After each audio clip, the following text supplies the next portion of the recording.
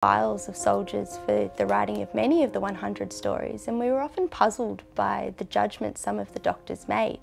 I mean, how could they make the decision if a man's respiratory problems were due to his war service where he was gassed, or if it was for the fact that he was a smoker? In the case of Hugo Throssell, whose suicide was deemed 25% war-related, and some even suggested that his wife's widow's pension should be adjusted accordingly. To what extent do you think that these judgments were problematic, subjective, or even arbitrary? How do you think that these doctors made their decisions? I mean, these veterans were utterly at the mercy of doctors who very often really didn't know what was going on. Their understandings of some of these conditions compared to what we know now were limited. To be honest, what we know now about mental health is still only part of the answer. And so it was very much dependent upon, well, the ideas, the medical ideas and understandings of the doctors, but also the time of when it was. I mean, you're much less likely to get a pension in the 1930s because the government was basically saying we can't afford it, and so the doctors were under instructions to be much tougher.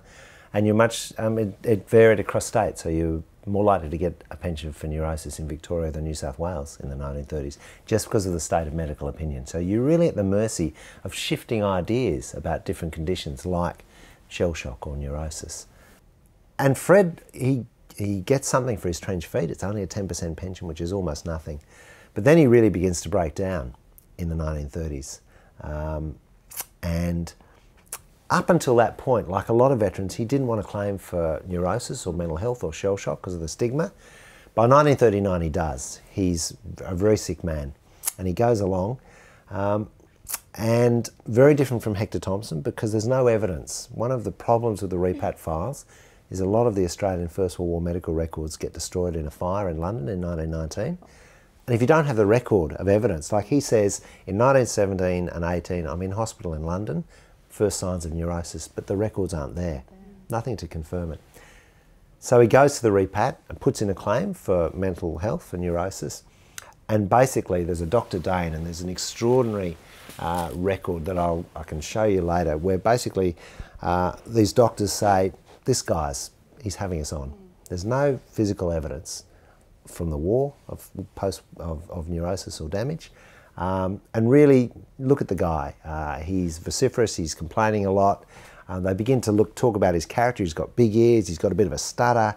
And it's really about his, it's a sort of family disposition, and it's about post-war life. It's about unemployment and the difficulties of his post-war life, and it's not about the war. And they refuse it, so he gets refused a pension for neurosis. That kind of attempt to make do in those that decade after the war works against a lot of the soldiers who by that stage have just, they do need help. Like they do need help. Beyond. There's this idea of the burnt out digger, which is popularised by Smith's Weekly in the 1920s and 30s. And we've worked with some medical people with the repat files, and they say that there's a lot of evidence, if you look at veterans today, that at a certain point after the war, a whole load of things come together, a range of mental and physical health problems really erupt or get beyond a point where guys fall over the edge. Yeah. And that's what happened to Fred and a whole load of other veterans in the 1930s, exacerbated by unemployment, the difficulties of their own lives. His marriage breaks up. So Fred Farrell, who in 1939 in New South Wales gets ruled out of court for neurosis because there's no link that can be made between the war and his post-war breakdown, moves to Melbourne. In 1949 he actually goes to the repat for an ulcer, and there's a doctor who says, well, we know that ulcers are connected to stress, and clearly there's enough evidence, because for his war service, to suggest that he had stress during the war. We can put these two together. And he gets his pension. And suddenly he's got a pension for neurosis. And that's partly because of a new regime, a different state, and it's partly new understandings and changing understandings. In fact, the terrible irony is that that doctor's probably wrong. There's no connection between ulcers and neurosis. Ulcers are bacterial. It's a common mythology, but Fred hit it lucky because he actually almost certainly did have war-caused neurosis, although all of his post-war travails probably impact upon it as well. So he does get a pension, and he's in and out of mental hospital for the rest of his life. I interview him for the last time in 1987, and I only realised when I read the repat files that just a month before he'd been in Heidelberg repat hospital after a breakdown. I never mentioned that. He said he'd been sick. Oh, okay. And I said to him, Fred, are you okay to talk? And he said, all I can do now is talk.